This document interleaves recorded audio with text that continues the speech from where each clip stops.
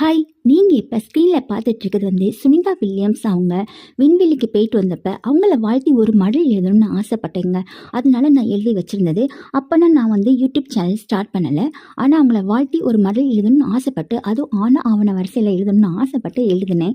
ஆனா இப்ப பார்த்தீங்கன்னா, அது எனக்கு யூஸ் ஆயிருக்கு. என்னன்னா, என் பொண்ணு ஸ்கூல்ல மேகசின் ஒண்ணு ரெடி பண்ணாங்க. அதுக்கு ஏதாவது ஸ்டூடெண்ட்ஸ் ஏதாவது எழுதி கொண்டு வர சொல்லியிருந்தாங்க. நான் இதை எழுதி கொடுத்து விட்டுருந்தேன். சரி, ஓகே பண்ணுறாங்களான்னு பார்க்கலாம் அப்படின்னு சொல்லிட்டு பார்த்தா இதை ஓகே பண்ணிட்டாங்க. இது மேகசின்லேயே வந்துருச்சு. எனக்கும் ஹாப்பி, பாப்பாவுக்கும் ஹாப்பிங்க. இதில் நான் என்ன சொல்ல வரேன் அப்படின்னா, ஒருத்தவங்களை வாழ்த்தணும்னா அவங்கள போய் அந்த வாழ்த்து சென்று அடையணும் அப்படின்றத நம்ம விரும்புறதை விட, அவங்க ஏதோ நல்லது பண்ணியிருக்காங்க, அது பெரிய விஷயம் அவங்க பண்ணியிருக்காங்க இல்லையா? ஒரு பெண்ணாக இருந்து விண்வெளிக்கு போகிறதுனா எவ்வளோ பெரிய விஷயம்.